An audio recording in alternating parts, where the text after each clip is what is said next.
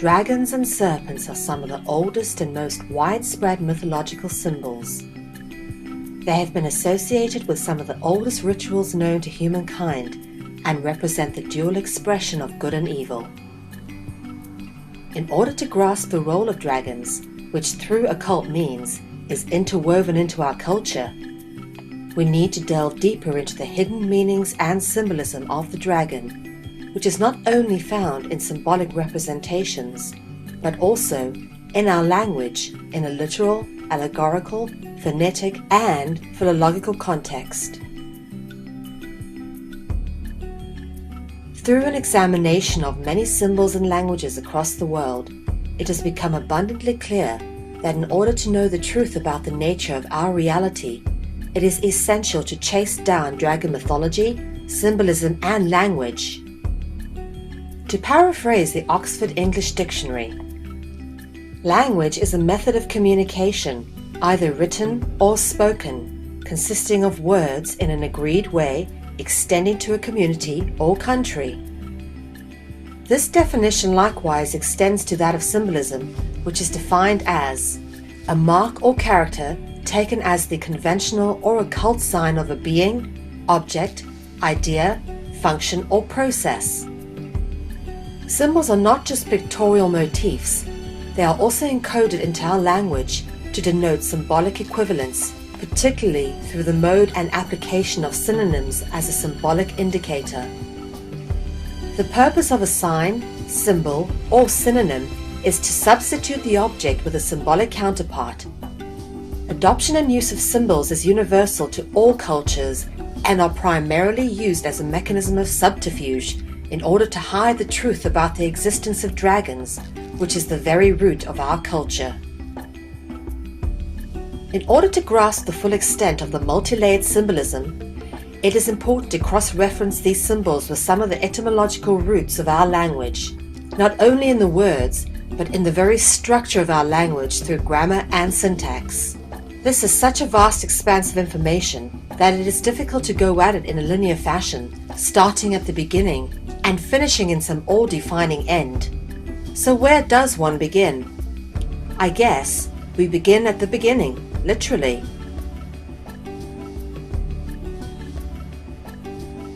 If we were to talk about a man who crossed the road, we would say, a man crossed the road, or the man crossed the road.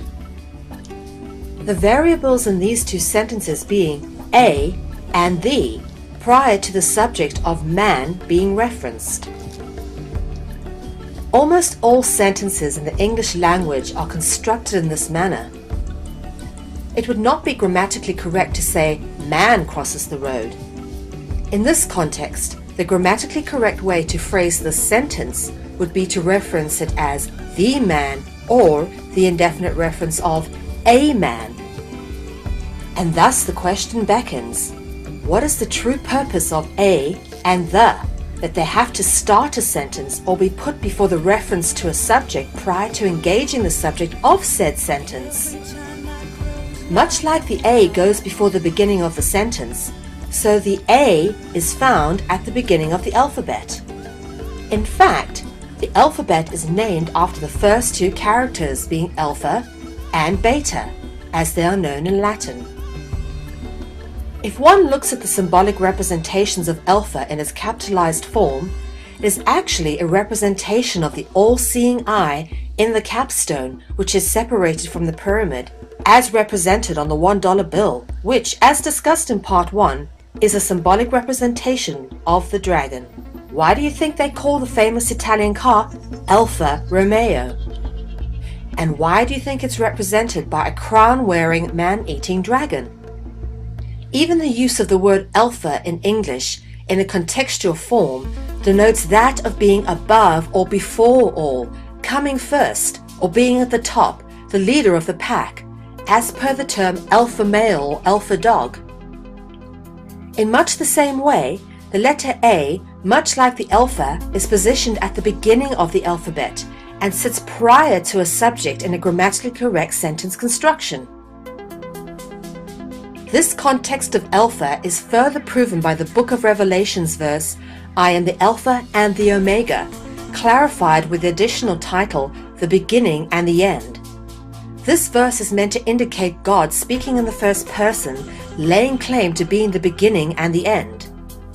Hence, Alpha is the beginning, and it comes before all else. Alpha is thus an allegorical reference to the gods or dragons, and has been revered and praised and put before all else, even literally and symbolically, in the English language, and in fact, in all languages that have been encoded from a Greek or Latin root, resulting in the use of the alphabet as we've come to know it today, and with the use of its 26 symbols represented in it. Other letters which have symbolic representation include the letter S, which is the shape originally sounding and representing serpents. The letter W originates and is representative of water, and the letter O originates and is representative of the Ouroboros. Further proof of the positioning at the beginning of a sentence being of significance comes when you look at the word the, as in the man crossed the road. In grammatically correct English, the is placed before the subject and does not actually have much meaning or function, or so it would seem. That is, of course, unless one were to consider the occult meaning of the. The etymological root of the word the originates with dragons. The is taken from the Greek word theos. In its Greek context, the word theos or theoi refers to angels, demons, dragons, and watchers, also collectively known as the gods. This theme is further expanded in the use of words such as monotheism, meaning the belief in one god, or polytheism, the belief in many gods. The temple of the gods in Rome was known as the Pantheon. The Greek word Theotokos refers to the offspring of the gods. Hemithoi is the Greek expression referring to a being that is half human and half dragon, no doubt the Theotokos progeny. These also are cognizant with Thebes, the old capital of Egypt and a city of ancient Greece, both being places of sacred knowledge. The symbol of the Theban priesthood was a cobra. The relationships between dragons and languages are universal. The is also indicative of thesaurus, meaning a collection of words or concepts. This is rooted in the Greek noun by the same name, thesaurus, meaning a treasure. In the Grecian mysteries, treasure implies intellectual riches such as sacred or occult knowledge, and thus it is said, a dragon guards treasure. The also forms the root word of theatre, a place where a play of written words is spoken, and thespian, a speaker of the words of said play, known today as an actor or an actress. In Part 1, the interconnection between basilisk and basileus was demonstrated. This interconnection is clearly repeated and documented in the Indo-European languages. The Akkadian noun pior, which means snake, relates to the Sanskrit title Pala, which means king. This is further expanded in Egypt with Paro or Pharaoh. Pala also connects to the Indo-European root of the word parle, which means to speak. This is further expanded with the word parable, which is a story expressed often through symbolic allegory. In theatre and ritual, parables are often narrated in a play. The word play is similar to the word parle. The word narrate is taken from the Latin stem narra, meaning to tell or report. Narra is etymologically similar to naga, the Sanskrit and Pali word for a snake-like god or dragon. The theme of treasure implying intellectual riches is then further expanded with the use of the word parel, being the Dutch word for pearl, a play on the word parle, meaning to speak. Hence the expression, pearls of wisdom. In Japan, the red serpent is known as Tengu, which is a play on the Japanese noun tangu, which means word. In African mythology, the serpent is called Nyoka, which means the instructor or expert. This theme is further expanded in Egyptian mythology by Sobek, which corresponds with the Arabic word sabak, which means lesson or lecture. In Latin, serpens, meaning a serpent, contrasts with sapiens, which means intelligent. Again, we see the patterns in the Arabic word kafa, meaning to know, which is cognizant with afa, a viper in the Middle Eastern languages. The Greek word skolex means worm. The word worm came from the Old English word worm, which means serpent, snake, or reptile. Skolex corresponds with the Latin word schola, which means a lecture, school, sect, or followers. Schola evolved into the English words for school and scholar. If someone is a good scholar, they may be referred to as a genius. Both the Latin and Hebrew expressions of genius and geoni are definitions both rooted in jinn, taken from the Old Semitic gen, meaning serpent. Gen, written in hieroglyphics, is depicted as a cobra, which is also the symbol of the Theban priesthood or brotherhood. The Latin word for brotherhood is fraternitas, derived from the Arabic classification Ifrit or Ifrit, meaning a malevolent jinn, the equivalent of Satan. The Ifrit's existence is concealed by the fraternity, which are guardians of the dragon knowledge. Judaic law equates Ifrit with writing, codified with religious scriptures. In Hebrew, for example, the stem Ivrit denotes the Hebrew language. Ifrit exposes the Arabic verbal stem irif, which means to know or to have knowledge. The Arabic word shaitani, which in English is Satan, parallels with the adjective shatir, meaning wise. As discussed in part 1, the Hagia Sophia in Istanbul is a 2,000-year-old Catholic cathedral used as a mosque for some time. Its name is pronounced Hagia Sophia in English and Turkish, despite being spelled differently in these respective languages, which gives clear indication to the serpent allegory intended, not only in the name Sophia, but in the use of the two differently spelled out prefixes to the name Sophia, and I will go on to discuss the further symbolic allegory of Sophia, which gets even more interesting. But first, we need to take a look at the words Hagia and Hagia, the prefixes to Sophia, both words of Arabic origin, indicating the cathedral's time as a mosque. But more interestingly, the same themes are played out here with the Arabic synonyms Aya, meaning verse, and Haya, which means snake.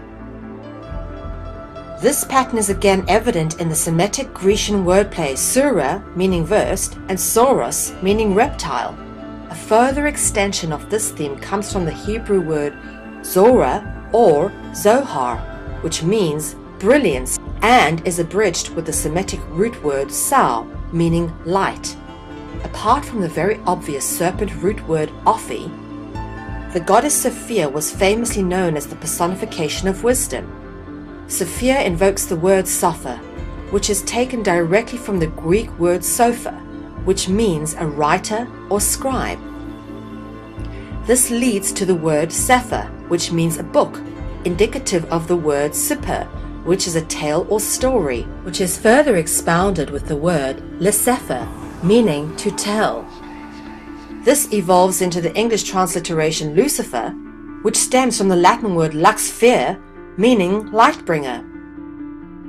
Repeated over and over again, the same signifiers are found in all the world's languages. The Elohim, as mentioned in the Old Testament of the Bible, is derived from the Arabic word Elo, meaning light. This is abbreviated in Hebrew as El and in Arabic as Il. The Il root is present in words such as illuminate and Illuminati, and is cognizant with Lucifer and Lightbringer. The El root is evident mostly in names of the biblical dragons or angui, taking the form of angels, such as Azazel, Azrael, Gabriel, and Michael. Elo is transformed into the modern Arabic Ella, meaning God or Lord. Ella is the etymological variation of Allah, the God of Islam, which in turn is similar to Pala, the Sanskrit word for serpent royalty. The etymological root El is found in our most common greeting of hello, which is normally the first thing we say to someone, taking the alpha positioning like a and the. And of course, there is an obvious similarity between El and eel, a water snake. A Dutch word for a famous Dutch delicacy of smoked eel is known as palo, which is phonetically similar to parlor, the word palace being derived from this root. Repeated over and over again, the same signifiers are found in all the world's languages, which indicate the dragon intrinsically interwoven into our language through a multi-layered symbolic exchange of expression left for us to decipher. Intrinsically, the Semitic noun Nahash or Nakash, meaning a serpent, shares the additional meaning to decipher. Nahash in its shortened form indicates the verb to deceive. Incidentally, the words deceive and decipher are from the same family of words. As can be seen through our journey of chasing the dragon, the evidence is written in codified form. But the more interesting theme that starts to emerge is the duplicitous nature of the dragon and how openly it has been recorded. Whilst concealing its existence, dragons hide behind a cult ritual not wishing to be found, whilst embedding themselves symbolically into our language. Indeed, the very essence of language loans itself to symbolism, which can be deciphered to reveal the existence of dragons interwoven into the very fabric of our existence through language, literature, art, architecture, music, theatre, sport, and many other popular cultural aspects. Once you know the indicators and signifiers, Chasing the Dragon reveals the truth about mythology, folklore, and fairy tale, their root origin, and the truth about the root of our entire modern-day culture as we know it. And with that in mind, we further continue our mission, chasing the dragon through language, symbolism, parable, and tale.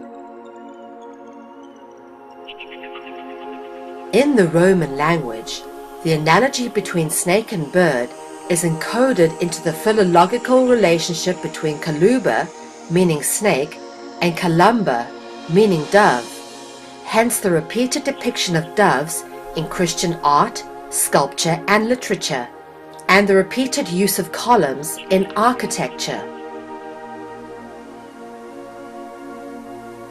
This etymological stem lends itself to Columbus, Columbia, and all variations that are rooted in the Kolo, Kolu, Kulu, Kula root. In traditional Christian mythology, the dove is said to be representative of the Holy Spirit, or the Holy Ghost aspect of the Trinity. The word spirit comes from the word spiro, which is another word for dragon. Spiro is also the etymological root of sprite, a dragon or fairy-like being. In my attempts to chase dragon mythology, one of the most interesting themes about dragons which keeps reoccurring is the ability of dragons to change form, and how obviously this encoding of a serpent root word into words that denote form change has been achieved, as is evident in words such as morph or metamorphosis. Although there have been stories recorded of dragons taking on forms of many other creatures, the most commonly recurring theme is the shapeshift from dragon to human or from human to dragon, a theme that has been recorded throughout history and is an ability which seems to be particularly associated with royalty and dragon bloodlines, and I will go on to explore this theme when we climb into some more mythological stories. The second example of form shifting by dragons which are recorded in historical accounts is associated with their ability to move from physical form to an invisible disincarnate ghost or entity, or the reverse, to materialize out of seemingly nowhere. This theme seems to be evident in the word and meaning of spirit, which has evolved from the root word spiro. The word spiro also forms the root of the word spiral, which alludes to dragon and serpent symbolism. For example, the Caduceus depicts spiraling serpents. Depictions of spirals in architecture are symbolic of serpents, appearing, for example, on the top of columns. Spirals in the capital of columns are stylized symbolic representations alluding to the dragon. Also rooted in the word spiro is the shortened modern-day eclectic term spook, commonly referencing ghosts or spies. The word spy as a verb is interpreted as look or see. In its use as a noun, the word spy is a shortening of espionage, which also finds its root in the word spiro, meaning dragon. The theme of spirit or spook is then further extended by the entity that we've come to know as a phantom, which can be both physical or ghost-like in nature, and has been depicted in both aspects in literature, theatre, and film. The word phantom originates with the root word fein, which means snake. The appearance of these spirits or phantom-like gods or dragons to humans or other beings out of seemingly nowhere is known as a theophany, meaning the appearance of God, taken from the ancient Greek word theophania, indicating the and fein root words.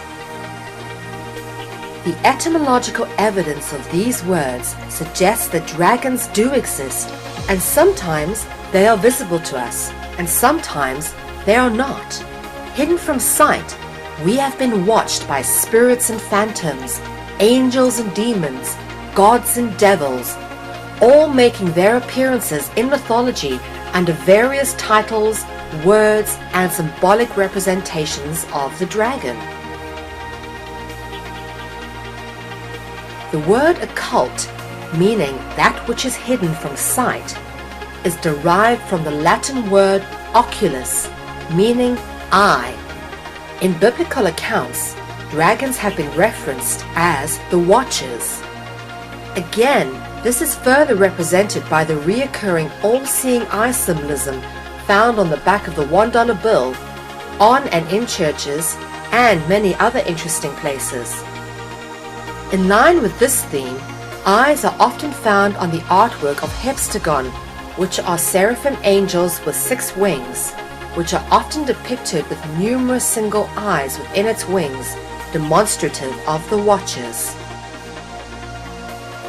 And whilst touching on the theme of wings, it is pertinent to point out that they are one of the most prevalent and obvious symbols of dragons, appearing not only joined to the back of numerously depicted beings. Wings also make appearances in many other interesting and unusual places. Often wings are depicted on the head of pantheistic gods, as is the case with the Gorgon Medusa. The Greek god Hermes, which became known as Mercury under the Romans, is also depicted with wings on his head, but more interestingly, he is often depicted with winged sandals or winged feet, and is described as serpentipedous or dragon-footed.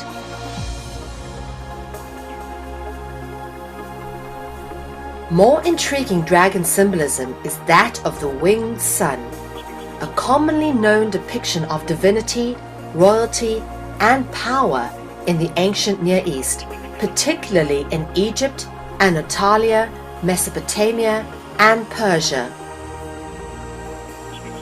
Modern variations of this symbol can be found on the logos of Chrysler and Mini. In Egypt, the solar disk between 2 wings is often depicted with a pair of uraeus, which is a rearing cobra. The uraeus is often found on the royal pharaoh's headdress. Headdress, hats, crowns, adornments have by and large, being worn as symbolic representations of status or function by all civilizations, even to this very day. What is interesting to recognize is just how many of them are rooted in symbolic representations of the dragon. The mitre, for example, is a hat which is an alternative to the crown worn by the Pope, but is also worn by other higher-ranking members of the priesthood. It is in fact modeled after a fish head in honor of the Babylonian fish god Dagon. The word Dagon is etymologically similar to dragon. The word mitre is etymologically similar to Mithra, a sun god who wore a Phrygian cap, which turns up in some interesting places, including on the old United States Army flag beneath a serpent. The Phrygian cap also appears on Typhon, the most feared of the Greek gods. The Phrygian cap is the basis of the wizard's cap, as worn by Gandalf in Lord of the Rings, who is often referenced by the name of Mithrandir, after Mithra, from where the Phrygian cap originates. Variations of the Phrygian cap can be found adorning the head of Buddha. The Phrygian cap in its modern-day incarnation can be found adorning the head of the Christmas icon, Santa. Incidentally, the word Santa comes from the same group of words as Satan and saint. Dragons have often been depicted with plumage on the top of their heads, which has inspired the headdress of many Native American tribes, but most notably the Roman army, who wore dragon-inspired plumage on the top of their helmets to make them look more fierce. Representations of this are found in some very interesting places, such as on the American Express logo. One of the most obvious symbols of the dragon is the appearance of horns on the head. Horns appear in many dragon depictions, especially on those known as the devil, Satan, or Lucifer. But horns are most likely rooted with the Roman god Pan, most often depicted with horns and goat-like features, including cloven hooves, appearing part human and part goat at times. The word god and goat are etymologically similar and share the same root, again revealing the further dualistic nature of the dragon. Halos are found depicted in artwork and represent a circular motif, usually representing light, or more specifically the sun, depicted around the head area. In Byzantine artworks, sun circles or halos were commonly depicted with a cross, giving correspondence to the solar cross of the zodiac. Halos have been used in the iconography of many religions to indicate holy or sacred figures, and sometimes they've been used to indicate rulers or royalty. Halos are solar discs. Sun symbolism, of course, represents the dragon.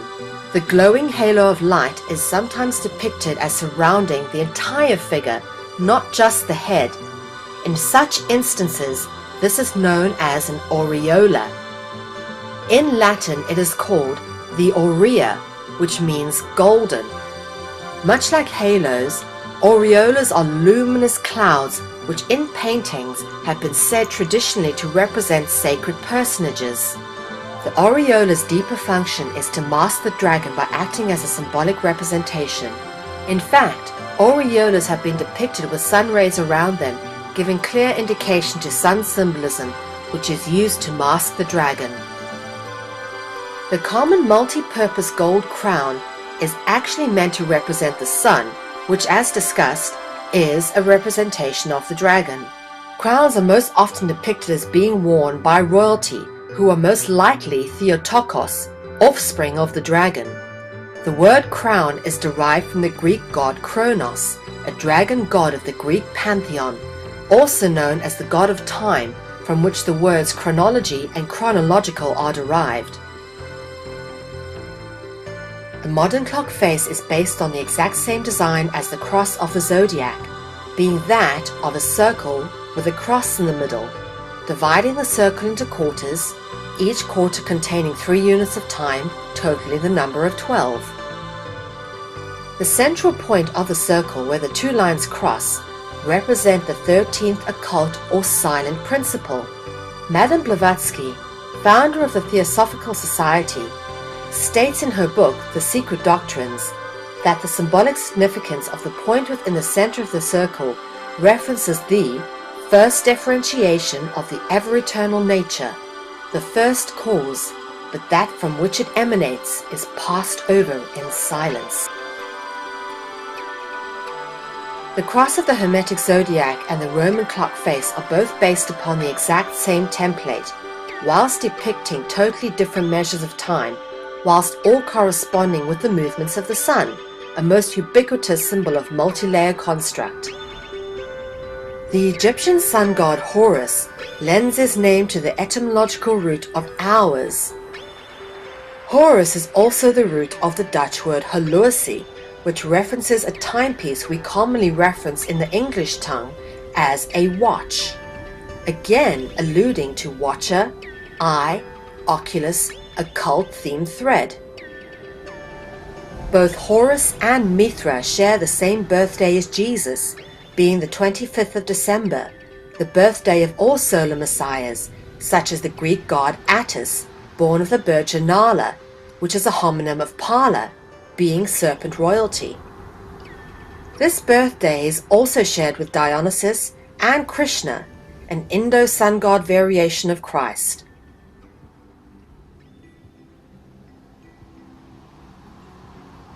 There is much evidence pointing to the fact that Jesus was either A symbolic and allegorical representation of the dragon, or B, Jesus was a dragon, or at least of serpentine genealogy, Theotokos or Hemithoi.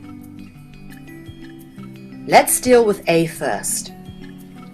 As discussed, sun symbolism is a representation of the dragon. It is very likely that Jesus, as we've come to know him in Christian mythology, was in fact a solar messiah, not a real person, but an allegorical symbol alluding to sun and dragon worship. Jesus is referenced in the Bible as being the Son of God. The first clue lies in how phonetically identical the two words son and son are.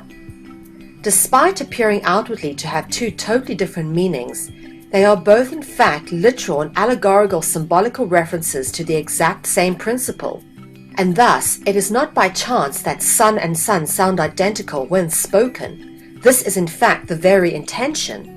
Another clue lies in the naming of the Christian sacred day of worship as Sunday.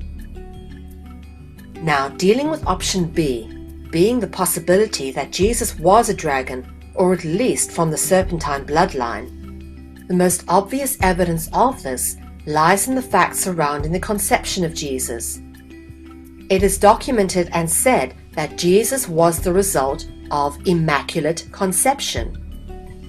In Latin, one of the most common words for the word serpent is eaculus, which is the root origins of the word immaculate. Eaculus is of course sharing the kolo, kolu, kulu, kula root of Coluba, Colubra, Columba, Columbus, Columbia, and Dracula. Colubra is the Latin word for snake. If one removed the lu from Colubra, you are left with cobra. Now the lu is the root of, that's right, Lucifer, Luxfer, Illuminate, Illuminati, and all variations thereof. As you can see, the multi-layered tapestry of words begins to thread together a much bigger picture of dragon worship, intricately interwoven into our reality through language. It is quite interesting to note that in chasing the trail of the dragon, we end up on the trail of the Holy Grail, which in Christian mythology is said to be the cup that Jesus drank from at the Last Supper, and a cup that caught the blood drops of Jesus as he was crucified. In Leonardo da Vinci's painting of the Last Supper, it clearly shows symbolism that relates to the serpentine bloodline by Da Vinci's acknowledgement of the numerical code that alludes to the fact that Jesus is in fact an astro-theological hybrid of a sun god, like many pre-Christian sun gods that came before him. The numerical code in this painting mirrors that of the cross of the zodiac, which depicts the sun's movements across the sky through the course of the year, and is divided up into 12 representations, which are then further divided into 4 by the vertical and horizontal equinox and solstice lines, to each contain 3 parts. So it's 4 times 3 equals 12, with the point of the originating creative principle being the 13th occult principle, represented as the point in the center of the cross. In Leonardo da Vinci's painting, this would be represented as Jesus. Leonardo da Vinci's observance to the multi-layered literal, numerical, astrotheological, and allegorical symbolism, not to mention his openly acknowledged membership to the Priory of Sion, places him firmly in the realms of a high-level secret society initiate endowed with occult knowledge. The Holy Grail or Holy Chalice is also known as the Cup of the Covenant. It is often depicted in artworks as a chalice holding wine, which is representative of blood, and is occasionally depicted with a serpent on the cup, which is of course representative of the serpentine bloodline. The serpent spiraling around the cup is a commonly used symbol of the pharmaceutical industry. As documented in the book Holy Blood, Holy Grail, the cup is not actually a lost relic. Rather, it is a symbolic indicator of the protected sacred royal bloodline said to be the bloodline of Jesus. The Holy Grail turns up in Arthurian legends, which recalls the events through various historians, writers, and storytellers of King Arthur Pendragon of Camelot. Arthur took his name from his father Uther Pendragon. Pendragon meaning head dragon. The Holy Grail iconography with a snake on the chalice also turns up, interestingly enough, in medieval heraldic depictions of Melusine, also known as Melusinde and Melusina. The story of Melusine is important in our efforts of chasing the dragon through history, as the story of Queen Melusine has been recorded in several different historical texts as events which actually transpired. Melusine also forms the focal point of the Starbucks Coffee Empire's logo, so even if you haven't heard of her, you most likely have seen her, so I will spend a bit of time discussing the etymological significance of her name. In her expression as Melusine, the meaning, when broken down through Latin, quite literally means dark and light. In heraldic depictions of Melusine, she is shown with one wing dark and one wing light. A little side note here, my name is Mel, and the name of my first book is called Light and Dark. The coincidence is quite by chance, or is it?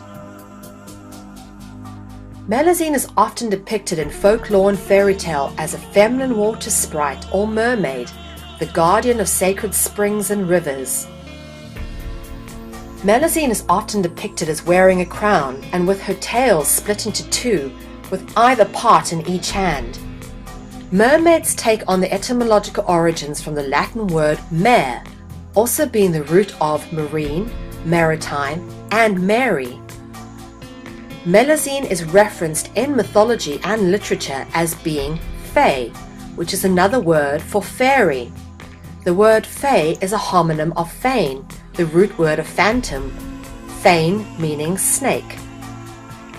The words fantasy, fable, and fairy tale find origins in the fae, fane root. There are many variations of the story of Queen Melusine, and she is the best example of how historical facts have been transmuted into folklore considered by scientific standards of our modern age to be fiction. The term fairy tale is in fact rooted with Melusine, who has been known as the original Queen of the Fairies in European folkloristic traditions, the word tale referencing her dragon tail. In Europe, the story of Melusine was passed down from generation to generation, often becoming part of the repertoire of stories between spinners and weavers as they worked, becoming the subject of medieval storybooks, and thus not really taken seriously as part of historical accounts, rather taking its place alongside all other dragon stories, rooted firmly in the category of semi-dismissive mythology. But Melusine was not a made-up story told to delight and entertain children. Historical records document the existence of Queen Melusine, and the events surrounding her were known far and wide at the time. The most famous literary versions of Melusine tales is that of Jean de Arras. The story of Melusine mirrors that of her mother Pressine on some very significant facts, which is why we start our exploration of the facts surrounding Melusine with her mother Pressine. At the time of the Crusades, Elenus was the king of Albany, also known as Elba, an old name for Scotland. The story goes that when hunting in the forest one day, he came across a beautiful lady. She was Pressine, mother of Melusine.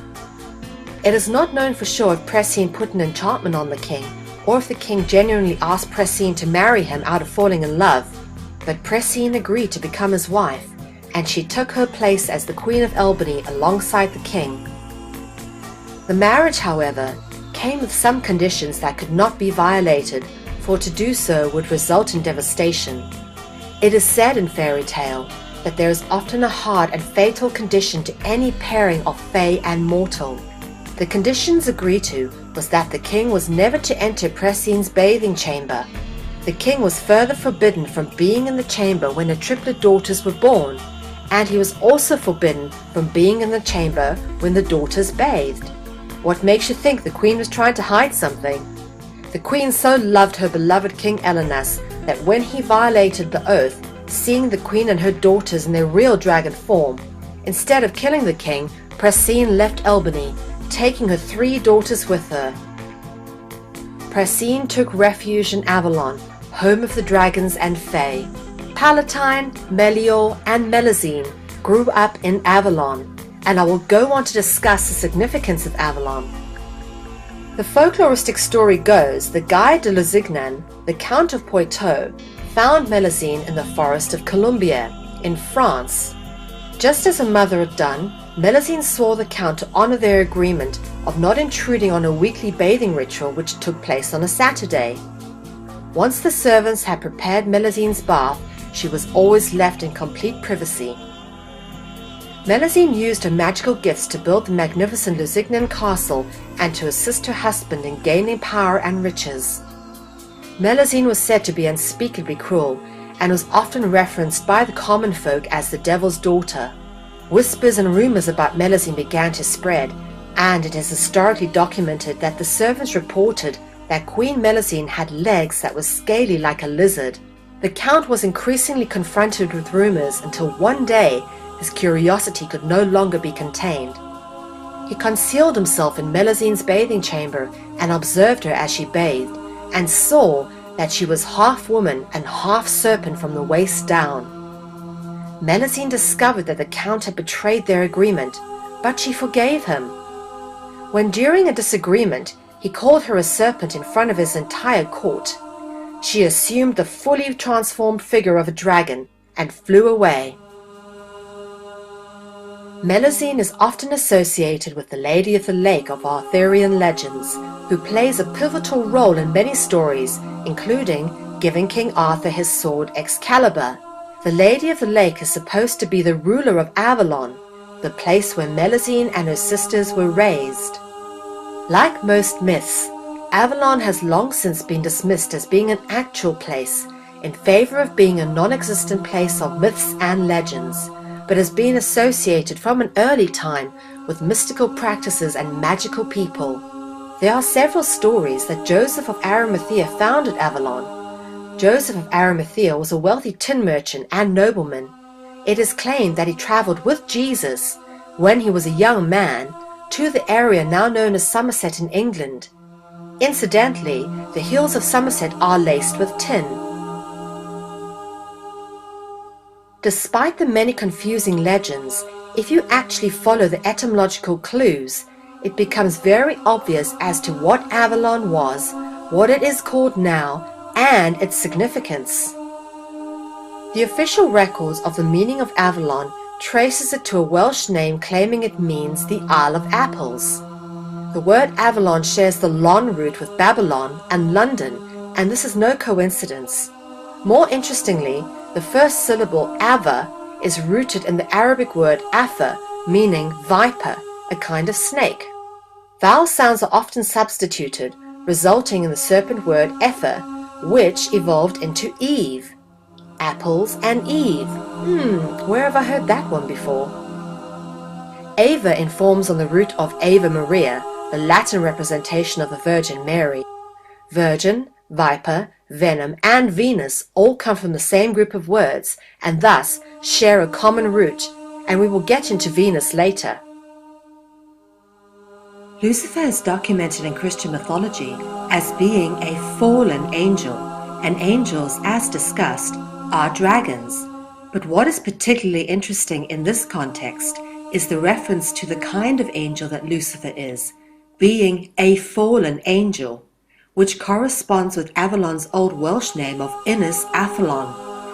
Avalon has also been referenced as the Isle of the Dead. Avalon has also been identified as the place where the famous sword of King Arthur, called Excalibur or Caliburn, was forged. Much like the Holy Grail, which is represented as a drinking vessel or chalice, so too was Excalibur a symbol of the dragon bloodline, and is associated with the claim of sovereignty over Britain. In fact, the sword and chalice are not only symbols of the royal dragon bloodline, they are inextricably linked to ritual, and the root of all ritual is dragon worship.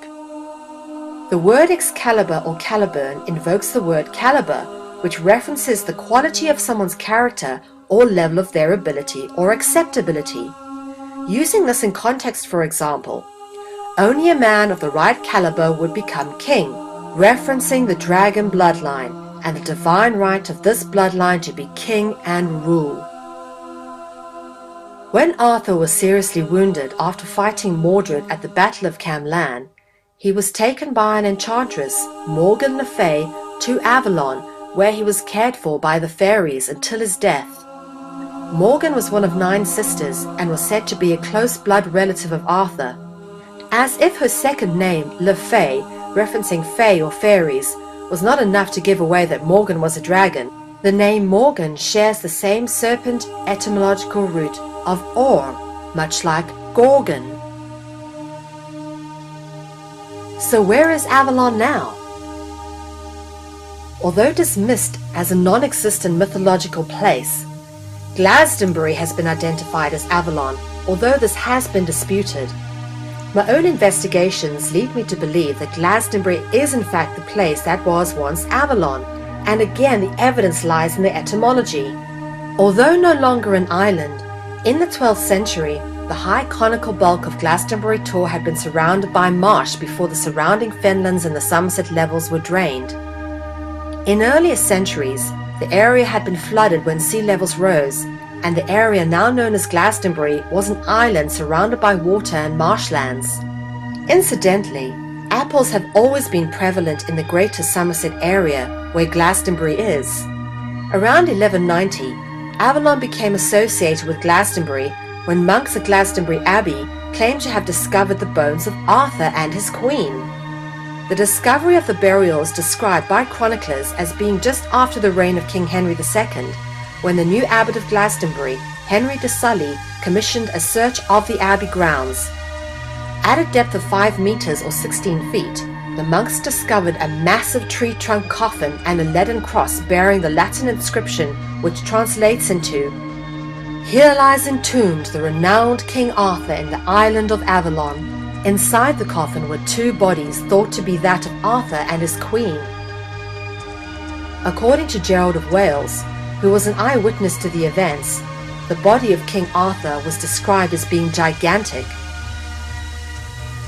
Further clues about Glastonbury being Avalon lies in the roots of the name Glastonbury. Glastonbury's name is derived from the Old Celtic name meaning Isle of Glass or Glass Town, hence Glaston. Much like the hidden dragon bloodline is concealed by symbolism of the Holy Grail, which is interpreted and represented symbolically as a drinking vessel, so drinking vessels are made of glass. In fact, we often reference a drinking vessel as a glass, as in, I drink a glass of wine, and thus, glass is a symbol of the royal dragon bloodlines. This will become more obvious when I go on to explain the significance and symbolism of Cinderella and the glass slipper. But for now, the Holy Grail, a drinking vessel, which we commonly reference in our modern tongue as a glass, is or was a symbol of the royal dragon bloodline, and turns up in Arthurian stories because Arthur Pendragon is in fact a dragon as stated by his name. Much of modern art and culture was influenced and passed on by dragons, including the skills and crafts such as glassmaking. Stained glass windows became a feature of many historically significant religious structures such as churches, abbeys, and cathedrals. When we talk about the glass part of a window, we refer to a window pane. This is etymologically similar to fane, meaning snake. As per the discovery of the remains of Arthur at Glastonbury, that gives indication that this is where Arthur was buried, hence Glastonbury, the place where the glass represented bloodline were buried. And for the final kicker bit of evidence, if we look at Leonardo da Vinci's painting of the Last Supper, it is obvious that all the cups that contain wine which are on the table are made of glass. Avalon, now known as Glastonbury, was obviously a very special place because it is where the dragon, fairy, fae, royal bloodlines lived in safety and where they buried them when they died. Today it is commonly known that there is something very special about Glastonbury, as it draws artists and reveling worshippers to an annual ritual of cultic musical celebration, usually held around the summer solstice. It is interesting to note that the Neolithic henge in Wiltshire, England, not too far from Glastonbury, known as Avesbury, is the biggest megalithic stone circle in Europe. Applying the same etymological root principles to Avesbury perhaps gives you some indication as to the significance and purpose of these massive stone circles in the English countryside, and that they too were perhaps inhabited by dragons and fae, who may have constructed Avesbury and may have been buried there, and perhaps they still are. As discussed in part 1, the name England originates from Anglo, which is rooted in the serpentine word anguiem or angui, referencing biblical angels. There was a time when England was the land of fairies, dragons, and angels. It is not just Avalon that was seen as a mystical isle, so too was the isle that Avalon was on, being that which we call today the British Isles. In pre-Roman times, England was a sacred place, the refuge of angels, dragons, and fairies, who have left their mark with henges and continue to do so today with crop designs, just so we know that they are there, whilst remaining hidden from us.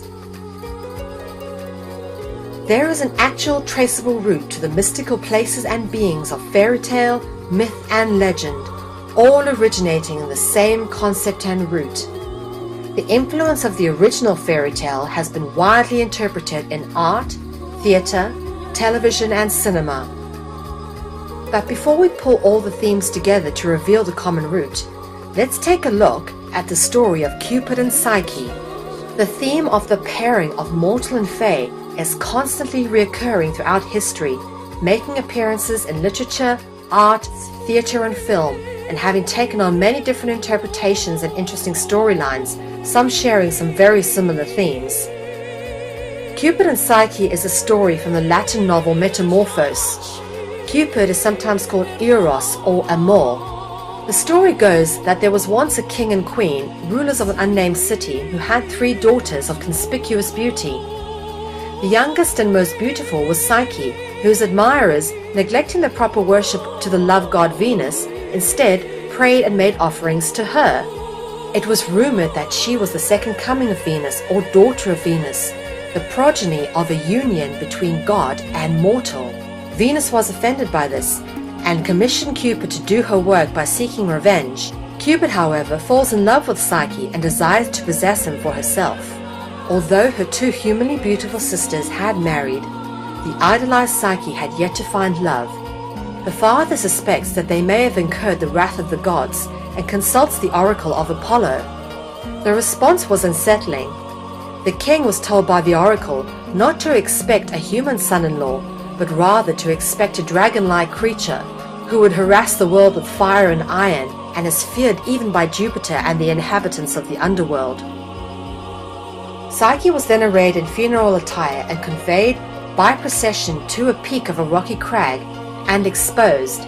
Marriage and death are merged into a single rite of passage, a tradition into the unknown. Zephyr, the west wind, picked Psyche up, carried her off, and placed her into a sacred grove, where she promptly fell asleep. Psyche awoke to find herself at the edge of a cultivated grove. Exploring, she finds a marvelous house with golden columns. A disembodied voice tells her to make herself comfortable, and she is entertained at a feast that is served by itself and a singing lyra which sings itself. Although fearful and without sexual experience, she allows herself to be guided to the bedroom, where in the darkness, a being she cannot see makes love to her for the first time. She gradually learns to look forward to his visits, although he always departs before sunrise and forbids her to look upon him, and soon she becomes pregnant. Psyche's family yearns for news of her, and after much cajoling, Cupid, still unknown to his bride, permits Zephyr to carry her sisters up to visit him. When they saw the splendor in which Psyche lived, they became envious and began to undermine her happiness by prodding her to uncover her husband's true identity, since surely, as foretold by the oracle, she was living with a vile winged serpent who would devour her and her child. One night after Cupid fell asleep, Psyche carried out her plan devised by her sisters. She brings out a dagger and a lamp in her attempts to kill the monster.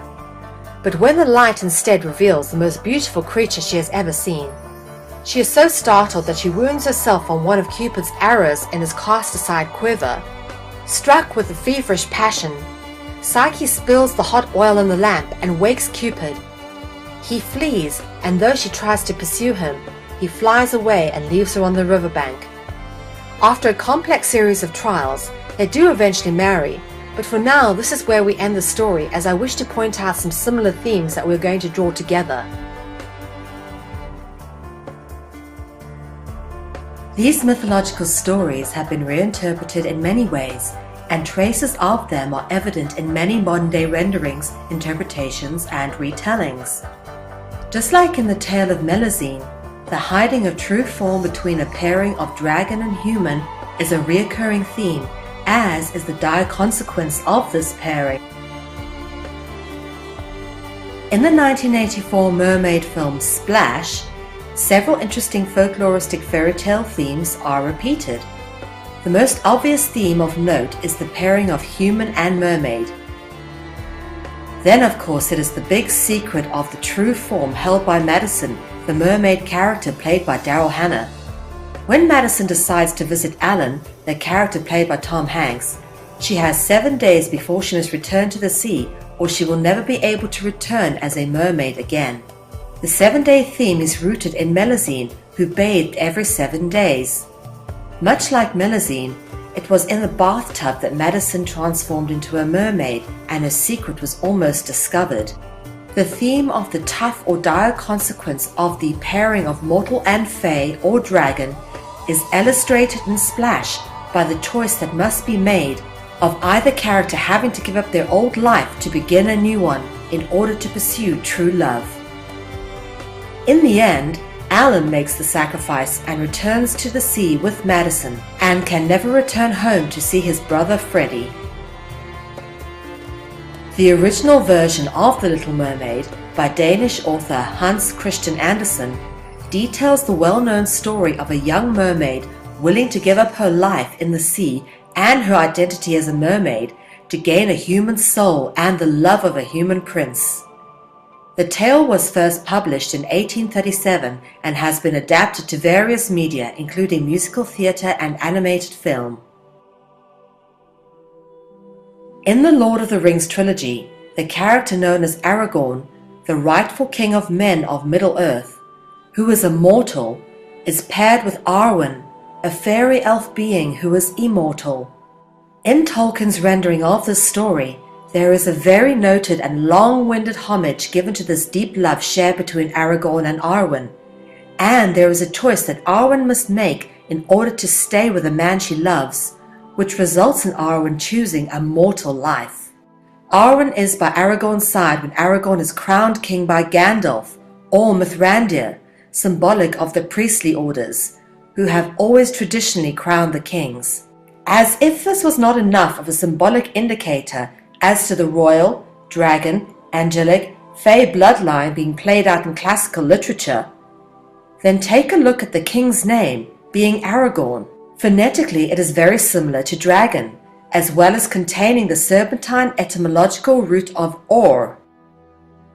After all, South African-born author J.R.R. Tolkien was a 33rd degree Freemason. In Tolkien's novel of the same series, named The Hobbit, there is a reference to the already discussed common symbolic allegory of a dragon guarding treasure. The theme of The Great Secret being that a character is in fact a dragon, angel, mermaid or fairy, has managed to seep its way into modern-day popular culture and fashion. Anybody ever wonder what was Victoria's Secret besides her super sexy undergarments? And why does the annual Victoria's Secret fashion show put wings on the back of scantily clad underwear models? If you have not yet put two and two together, look at the etymology of the name Victoria, which bears the or serpentine root. The influence in these themes can be found in many fairy tales, such as Beauty and the Beast, The Princess and the Frog, Shrek, Beowulf, and Ladyhawke. The influence of the story of Cupid and Psyche is also evident in the circumstances of the story of Cinderella, which also involves two antagonistic sisters, much like Psyche had. As discussed earlier, the symbolic significance of glass being an indicator of the dragon bloodline occurs in the tale of Cinderella in the form of the glass slipper. The name Cinderella bears the etymological root similarity of Elo and Ala, which means light. The objective of the prince in the story of Cinderella of finding his princess by making all the women of the land try on the glass slipper was to find the princess of the appropriate bloodline, the one whose fit symbolically fitted the glass slipper, which, as already demonstrated, is a representation of the dragon bloodline. The expression, "if the shoe fits, wear it," originates with this concept of being of the right caliber to marry the prince, and that meant being of the corresponding bloodline. In the story of Arthur, he became king after he pulled the famous sword Excalibur from the stone. Many tried to pull the sword from the stone, but only the rightful king, the man of the right caliber, meaning the dragon bloodline, could pull the sword from the stone. In much the same way, the glass slipper would indicate the royal dragon bloodline symbolically. Only the foot of the necessary caliber, being the one to fit the glass slipper, would be allowed to marry the prince.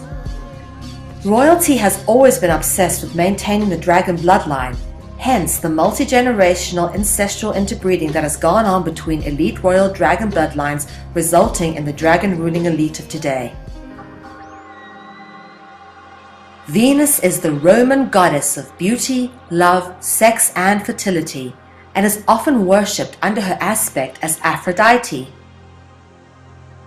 The Roman Emperor Julius Caesar claims Venus as his ancestor, which could very well be true because, as evidence has shown, royalty and rulers are descended from the dragon. Venus is depicted as being born from an oyster shell, much like a pearl. Dragons and pearls are inextricably linked through a complex series of etymological symbolic indicators. Dragon pearls are also demonstrated as glass or crystal spheres or bowls. A glass sphere turns up in the Lost Da Vinci in the hands of Jesus. Dragons, royalty, and high-ranking members of the priesthood are often depicted in art and sculptures with all grasping spherical balls. This theme is further demonstrated by the name of the bridge which leads to Avalon, which was originally known as Ponta Pearl, but is today known as Ponta's Ball. The theme of bulls is further explored in Part 3 as we take on the cult of bull worship, or more accurately, Baal worship. The ambivalence of Venus's function is suggested in the etymological relationship of the root venes with the Latin venum, which means poison. This leads us onto the word venom, which further leads us onto serpent roots, as poisonous venom is synonymous with snakes. The innate sexuality of Aphrodite or Venus is evident in the phonetic similarity between Venus and penis, but also the symbolic allegory of the pairing of venom and semen, penis and serpent, which becomes obvious in the Latin word jaculus, meaning snake, which forms the root word ejaculate. Indeed, symbolically, an ejaculating penis is representational of a spitting cobra, and the greater symbolic allegory of this becomes obvious when I get into cults and ritual in Part 3. But to sum up Part 2, the Latin word jaculus, meaning serpent, is the root of ejaculate. The Latin word eaculus, meaning serpent, is the root of immaculate. They are all linked by the kolo, kolu, kula, kulu root group of words. The kolo, kolu, kula, kulu group of words links to Dracula and Pala, which in turn links to Ala. Ala links to Ella, which links to Elo, which means light. El is the root of electricity, which is synonymous with light. Light is synonymous with the sun, lumination, illumination, Illuminati, and Lucifer or Lux Sphere, the light bringer. Indeed, the beginnings of our very language and culture being rooted with dragons is evident in words such as origins, orientation, and oriental. The beginning of the Bible starts with the story about creation, allegedly man's origins. This story has the famous talking serpent and the character known as Eve, a name rooted in serpentine etymology as discussed. The associated symbolism with Eve is that of the apple, but more interestingly to note is the etymological root of the word pear. Indeed, apples and pears are synonymous, and thus the allegory of pears is rooted in the etymological similarity to Pio. The Akkadian noun Pio, which means snake, relates to the Sanskrit title Pala, which means king. Pala links to the root word para, evident in the words Pharaoh and paradise. The concept of paradise or Eden is of course then rooted in the biblical creational story of man's origins. The serpentine etymological roots also extend to words such as organ, orphan, orthodox, orgasm, and orgy, the significance of these themes being detailed in Part 3. Having chased the trail of the dragon through mythology, art, sculpture, architecture, language, and literature, it becomes increasingly obvious that dragons are at the root of our cult culture and were celebrated, revered, and worshipped, and they still are, under many different disguises, symbols, encryptions, and occult practices, most of which are engaged in without our conscious knowledge of the homage paid to the dragon.